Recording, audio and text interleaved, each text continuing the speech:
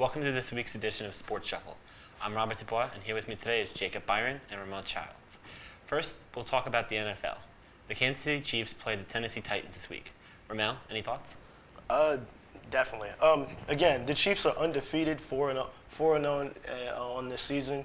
Titans are 3-1, but the bad thing is Jake Locker apparently has a hip injury and will be out at least a month or two. So I see this game being a blowout.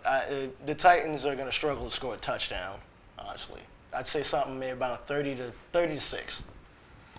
Jacob? Well, you look at it, I love what Andy Reid is doing in Kansas City. I think it's amazing. He's got Alex Smith taking the reins, controlling that offense perfectly so far, as we can see from their 4-0 start. You look at the way Jamal Charles is playing, having not been injured yet. We all know he's very injury prone and will most likely injure himself at some point. Hopefully not. I don't wish injuries on any players, but it's more likely than not with him. When it comes to the defense is playing superbly, and they're just, they're a great team. But you look at Tennessee, you look at the way that they play. Chris Johnson is a phenomenal athlete. We have two great running backs in this game. It should be a great game when it comes down to it. But the idea that Jake Locker's out, as Ramel said, you got Ryan Fitzpatrick playing, who had an amazing, in my opinion, decent career with the Bills. So let's see, within certain, he was decent. So let's see what he can do this week. He's a Bills quarterback, come on. I don't think it's going to be a blowout. I think it's going to be a little close, but I do think the Chiefs win by at least 10. This week we also have Aaron Rodgers' Packers going up against Calvin Johnson and the Detroit Lions. Jacob, any thoughts? In my opinion, two extremely powerhouse teams. The NFC North is packed this year, and I know that sounds a little bit ridiculous with the Vikings, who aren't that great, but you still have Adrian Peterson there. But you look at these two teams, Calvin Johnson is not even arguably the best wide receiver in the NFL. He's just so iconic, he just dominates the field every time he plays. Matthew Stafford has a reliable, basic touchdown machine in this game. But you look at the Green Bay Packers, who are pretty much slacking right now. Championship contenders the past few years, just real supposed powerhouse the past few years, they're not really playing up to par. Aaron Rodgers is trying to find Randall Cobb and Jordy Nelson alike, but the defense seems to be slacking for both these teams. I expect a shootout. It could range within the 30s if the two offenses get going. Ramel? The Packers' offensive line has played so bad the past 3 years. Even the year they won the Super Bowl, they were playing bad. So, that hurts their run game. That hurts Aaron Rodgers having to scramble around to find somebody to get open. So it's not helping matters. And the Lions are on fire. Matthew Stafford is 4th in the league in passing yards. And when you got weapons like Calvin Johnson and Reggie Bush in the backfield who both run it and catch it, this game could easily be a blowout also. I don't expect that to be the case. Expect it to be somewhere around a 28-24 Lions win, though. This week we also have a battle of the sophomores. We have Andrew Luck for the Colts taking on Russell Wilson and the Seattle Seahawks. Jacob? You look at Russell Wilson, you look at the Seattle team, just phenomenal team, 4-0 right now. They're winning games, but they're not winning games the way Seattle won games last year. Russell Wilson is not really dominating in the way, at least for me personally, fantasy-wise, or just in any way that we've seen him dominate as a quarterback in this league. When it comes to Seattle defense, it's rare that you're going to find holes in that defense. They are just so well put together, just phenomenal assortment of players and athletes. Andrew Luck is going to have his hands full in this game. But with two young stars in the NFL, it should be a great game. You're looking for the Colts. They just got Trent Richardson. Who knows what they can produce on the ground. But against Seattle, it's going to be difficult. But I look forward to seeing what both teams can do. I really do think Seattle comes out on top by, at least I would say the score is going to be somewhere around 24-14, maybe, if they can get Trent Richardson running. You on that? I'm a little bit. I think the game be even. I think the Colts actually may pull this one out. Granted, their defense is okay to good, and the Seahawks defense is. Oh man, it feels like a video game. The fact that they're second in defensive scoring, only giving up 11.8 points a game, and only giving up 300 yards, per game. Also, but again, Russell Wilson. Now he never really threw himself at me as being a dominant quarterback, but he's not a game manager also. And again, the move of Trent Richardson perfect. I love it. That man is a powerhouse. You cannot. Good luck taking him down. Again, Lux got the receivers. Colts pull this one off, 24-21. Okay, respect. Next, we go to the NBA. The preseason opens in a few days. Any thoughts? NBA for me is always difficult to comment on. You know, whether it be the preseason or just the season in general. To me, the game, there's no defense.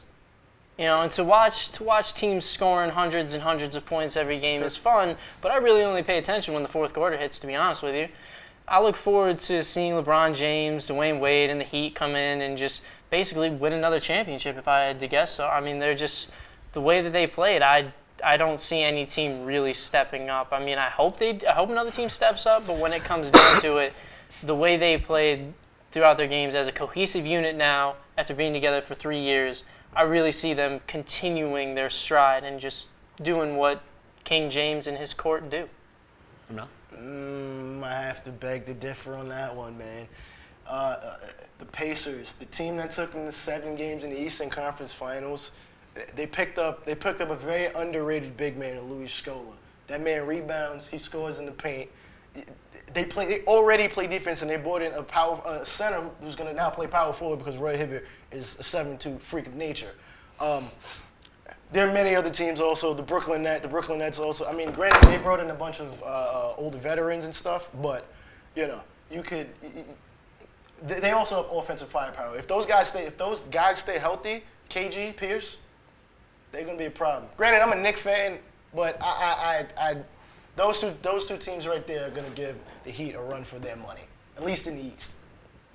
Now, an article just published yesterday, MJ revealed that if he had to go up against LeBron James in a one-on-one game, he would win. Jacob? One-on-one, I got to take LeBron James. He's just bigger, you know, new breed of athlete. Yes, MJ is phenomenal, but really, LeBron, I'm sorry, the legend. Ramel? Is this guy serious? Come on, man. Michael Jordan, how could you even come up with that? I mean, I understand LeBron's bigger than him weight and height-wise, but this is Michael Jordan we're talking about here. He's not just going to let you win. He's going to send you, he might send you to the hospital first beforehand.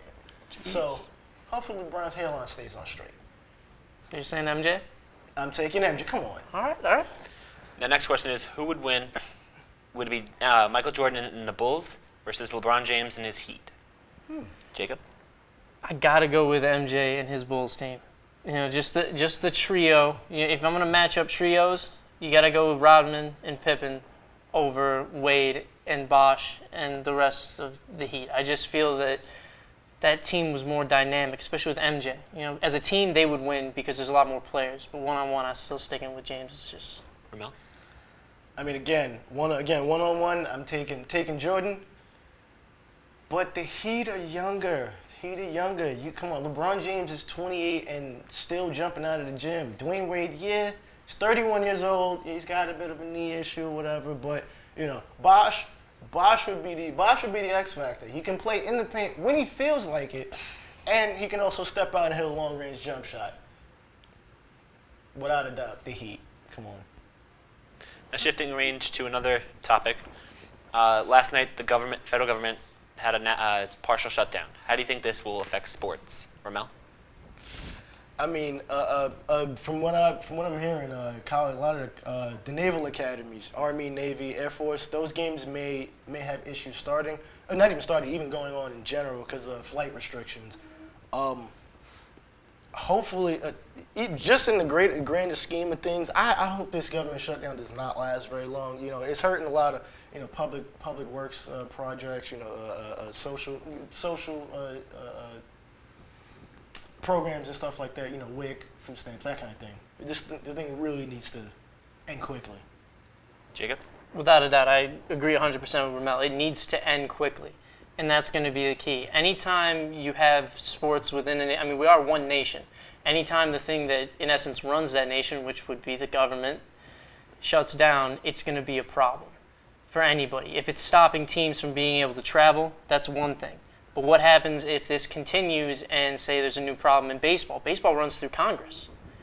If Congress can't be in session because the government decides, we don't really want to deal with that right now, how do you punish baseball players? How do you go through certain trials that need to happen? What do you do? So when the big governing bodies in America shut down, the little ones like the NFL and even the NCAA, who are in essence their own private entities, they will fall short because where's the federal funding coming from?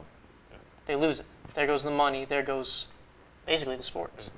It's definitely affecting a lot of lives. Without a doubt. And last but not least, hockey starts today. And that does it for this week's Sports hockey, Shuffle. yeah. I'm Robert Dubois. Yeah. It's over. That's it. Hi, Canada.